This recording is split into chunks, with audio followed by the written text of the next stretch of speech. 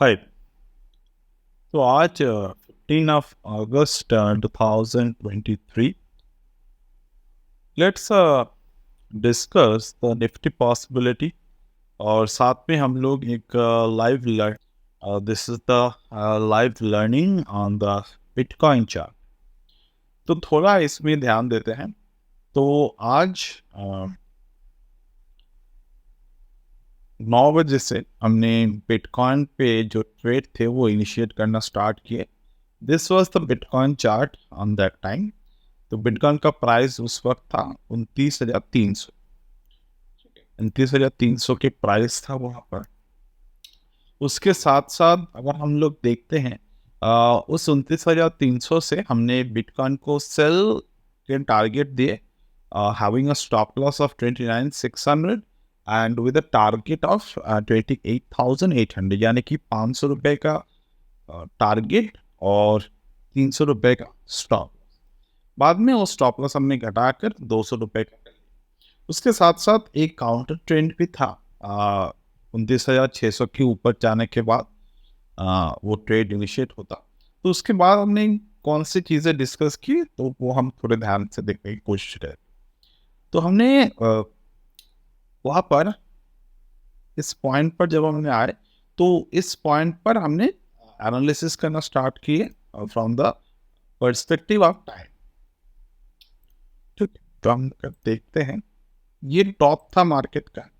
Top से अगर हम लोग कंप्लीट मार्केट को देखें तो this was the previous top. तो प्रीवियस 90 बार से rest of the time 90 bar, right. तो ये 90 बार का हमने डिस्कस किया कि एक टॉप से दूसरे टॉप आने में मार्केट के 90 बार टाइम पीरियड लगे। तो डेफिनेटली जब मार्केट में ये 90 बार के नीचे मार्केट को ब्रेक किए, प्राइस को ब्रेक किए, so it create the swing high. मतलब स्विंग हाई के नीचे आ गए मार्केट, मतलब गिरने की जो पॉसिबिलिटी है मार्केट के वो इंक्रीज हो जाते हैं। अब नेक्स्ट अगर हम देखते हैं तो इस पॉइंट तक आते आते मार्केट ने स्विंग हाई, एक और स्विंग हाई क्रिएट किए जिसके हाई अभी बने हैं 29,327। तो हम अगर चाहें तो 29,400 पे हमारे स्टॉप लॉस को ट्रेड कर सकते हैं। और ये सिर्फ एक बार टू बार ट्रेडिंग टेक्निक है। दूसरी बात अगर हम देखते हैं तो उस वक्त के हिसाब से अगर हम जिस तरीके से मैंने कैलकुलेट किया था वो जो टाइम साइकिल रिवर्स आ रहे थे, मतलब टाइम साइकिल, ये जो रिवर्स टाइम साइकिल आ रहे थे ये 236 बार के इनवर्स टाइम साइकिल यहाँ पर आए थे। You can calculate by it own, it's very easy to calculate. अब तो बेसिकली ये जो है एनालिसिस केस के कैलकुलेशन, यानी कि जो आउटपुट है वो क्या होते हैं। आउटपुट वही होते हैं कि मार्केट में हम लोग शॉर्ट कर रहे हैं बिटकॉइन को and with a target of the 28,800। ठीक है। अब ये ट्रेड जो था वो वैलिड था 12 आवर के लिए, मतलब 9 बजे से हम लोग ने ट्रेड करना स्टार्ट किए। ये सुबह के 9 बजे तक ये ट्रेड वैलिड रहेगा। और सुबह के 9 बजे अगर मार्केट के प्राइस मान लो 29,200 रहे या 29,400 रहे तो हम लोग उस पर बुक कर लेंगे प्रॉफिट हो लॉस हो भी हो, हम लोग उस पर बुक कर लेंगे। ठीक है ना। क्वेश्चन इज क्या हमने जो ट्रेड यहाँ पर किए वो ट्रेड के अकॉर्डिंग हम क्या कोई और सपोर्टिव ट्रेड कर सकते थे? तो डेफिनेटली सपोर्टिव ट्रेड हम लोग कर सकते थे। हम देखिए यहाँ पर हमने स्टॉप लॉस को ट्रेड किए थे। अब सपोर्टिव ट्रेड के हिसाब से मैंने दो पैरामीटर यहाँ पर लिए थे। एक तो है WT गैन के supply and demand. It's called a WT gain SD। तो 28,800 जो है वो डिमांड एरिया है। पहले मार्क कर लेते हैं, this is the demand area.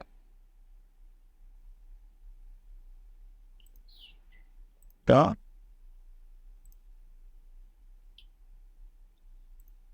ठीक, this is the 28,800, right?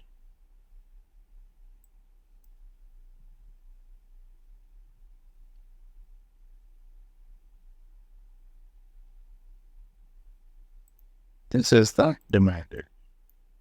Demand area है मार्केट के, मतलब मार्केट इस पॉइंट पे आने के बाद फिर से उछलेगा, तो ऐसा माना जाता है। ठीक है। नाउ हमने क्या किए, यहाँ पर हमने एक ट्रेंड तो कर रहे हैं दूसरे ट्रेड का भी तैयारी कर रहे हैं। ओके, तो 29,800 जिस पॉइंट पर मार्केट को हिट करेगा तो हम लोग वहां से फिर से बाइंग को कर सकते हैं। बट ये इसके लिए जरूरी ये है मार्केट 29,800 आए। अब ये बिल्कुल ये जरूरी बिल्कुल नहीं है कि ये 12 घंटे के अंदर ही है। क्या जो एनालिसिस है एनालिसिस के अकॉर्डिंग वो आना चाहिए, बट वो जरूरी नहीं। दूसरा, जब मार्केट 29,800 पे आएगा वहां से पोटेंशियल बाय जो है वो आ सकते हैं।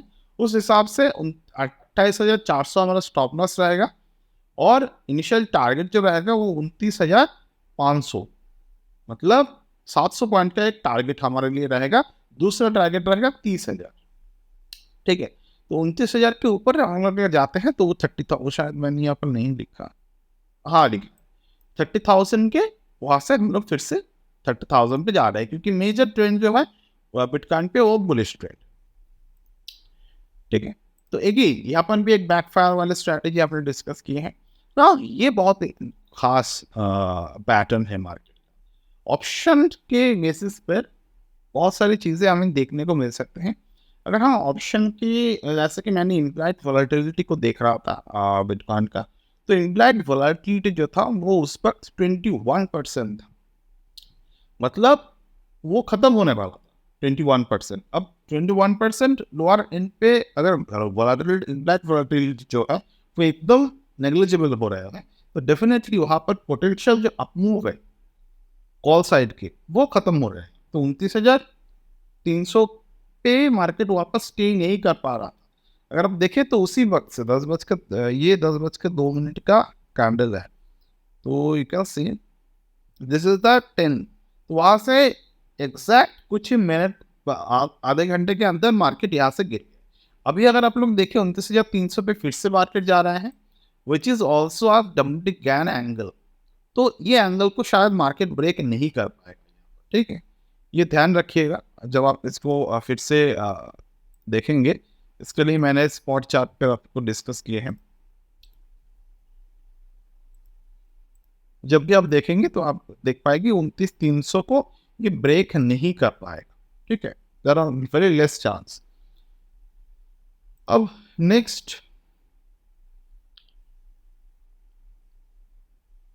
एक ऑप्शन स्ट्रैटेजी हमने यहाँ पर डिक्लेयर किए थे, वो हमने एक बात ध्यान रखी, यहाँ पर हमने कोई पुट राइटिंग के स्ट्रैटेजी को डिक्लेयर नहीं किए थे, सिर्फ कॉल राइटिंग की स्ट्रैटेजी को हमने बाय किया कि 29,500 के कॉल को आप बेच दो, 29,700 के कॉल को आप खरीद।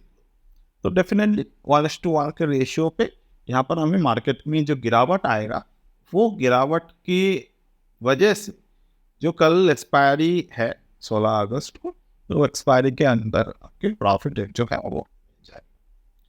ठीक है, तो this is the overall strategy for the market. अब हम आते हैं निफ्टी।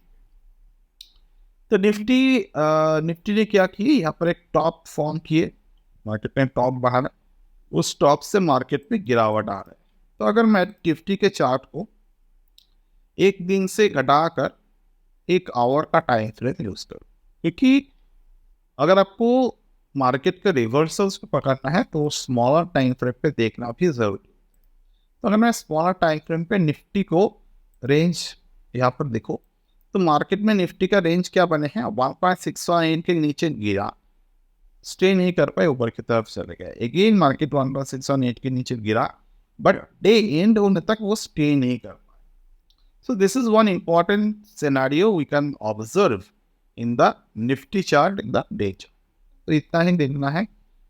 Then again अगर मैं निफ्टी की ओवरऑल चार्ट को ऑब्जर्व करूँ, जैसे कि प्रीवियस वीडियो में भी मैंने कहा था कि 19,300 it's a very vital number for the Nifty. ये ब्रेक नहीं कर पा रहा है निफ्टी, बहुत बार ट्राई किए, बट अनफॉर्चुनेटली और fortunately if you see market ने पिछले टाइम इसी रेंज पर एक रेंज क्रिएट किया था। अगर आपको याद हो तो 19,500 पे मार्केट ने, जब मार्केट जिस दिन 19,500 आए थे उस दिन भी मैंने कहा था कि दिस इज द चार्ट, मतलब ये इनसाइड बार के हाई जब मार्केट तोड़ा तो ऊपर की तरफ चले। Now we are back to the square one by using this. ये इनसाइड बार को अभी आपको फॉलो करना है। इनसाइड बार को अगर आप देख रहे हो तो हाई ब्रेक किए नीचे की तरफ है, सॉरी हाई ब्रेक किए ऊपर की तरफ है। अगेन मार्केट ने जब रेजिस्टेंस को ब्रेक किए, रेजिस्टेंस ब्रेक करने के बाद एक फॉलो अप मूव आया ऊपर की तरफ, जो मूव सस्टेनेबल नहीं हो पाया, फिर से नीचे की तरफ आया। अभी लोअर एक पर भी मूव सस्टेनेबल हो नहीं पाया। सो ओवरऑल अगर मैं करंट सिनेरियो को देखता हूँ, तो ये जो लास्ट 14 को जो क्लोज दिया है, कल के जो क्लोज दिए हैं, ये क्लोज अगर नीचे की तरफ देता तो बेयरिश स्ट्रक्चर बन सकता था, बट ऊपर की तरफ मार्केट ने क्लोज दिया। So somehow there is a little more of the opportunity still there that market might move from this particular direction. Now coming to the point of the sine wave, if I just calculate the price with the sine wave, the last pattern अगर मैं calculate करता हूँ तो ये last वाला pattern, last down move market में आया। तो लास्ट डाउन मूव के अकॉर्डिंग अगर मैं साइन वेव को देखता हूँ तो मार्केट ने ये वाला साइन वेव का डाउन ट्रेंड फॉलो किया, यहाँ पर अप ट्रेंड भी फॉलो किया, राइट। तो यहाँ पर मार्केट का जो ट्रेंड है वो डाउन पे तरफ आ रहा है। तो somehow we have, if we want to see the market on the downward side, we have to break the support of this current market। जो सपोर्ट यहाँ पर आ रहे हैं वो आ रहे हैं 19,200, 19,257। अगर आप साइन वेव को यहाँ पर फॉलो अप करने की बारे में सोचेंगे तो साइन वेव को फॉलो तब भी किया जाता है अगर डाउन मूव साइन वेव पे आ रहे हैं और मार्केट जो है वो ऊपर की तरफ जाने की तैयारी कर रहा है, तो सपोर्ट को तोड़ना जरूरी है। इफ आई जस्ट सी, या अगर आप ये वाले एनालिसिस को देखेंगे, ये काफ़ी अच्छे एग्जाम्पल है 22 जून का। तो यहाँ पर साइन वेव क्या दिखा रहा था, नीचे की तरफ आएगा मार्केट, पर मार्केट उस पर नीचे की तरफ नहीं आ रहा था मार्केट ने, बट जिस मोमेंट पर मार्केट ने रेजिस्टेंस को ब्रेक, जिस मोमेंटम पर मार्केट ने रेजिस्टेंस को ब्रेक किए, this is the level of the resistance, this ना, ये था 18,875। तो 18,875 को जिस मोमेंट में मार्केट ने ब्रेक किए, there is a sharp rally. तो हो सकता है कि अगर मार्केट यहाँ से गिरे तो no need to see the sine wave analysis based on the 19,257 below, इसको break.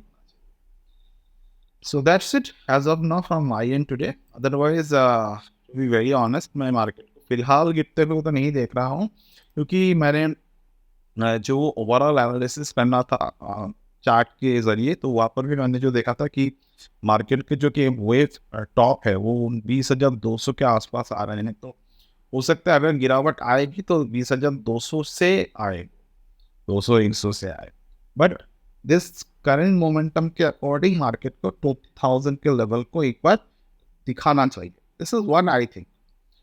So let's see what is going to happen what there and better to, ये तो खैर ये तो एक ओवरऑल ऑब्जर्वेशन बेस्ड ट्रेड था, एनालिसिस था। Actual trade हम कल मॉर्निंग में देखेंगे क्या करना है निफ्टी में। फिलहाल जो सबसे अच्छे तरीके से आपको सीखना है तो आप ये बिटकॉइन का एनालिसिस फॉलो कर सकते हैं डेफिनेटली, आज कल जब भी देखें।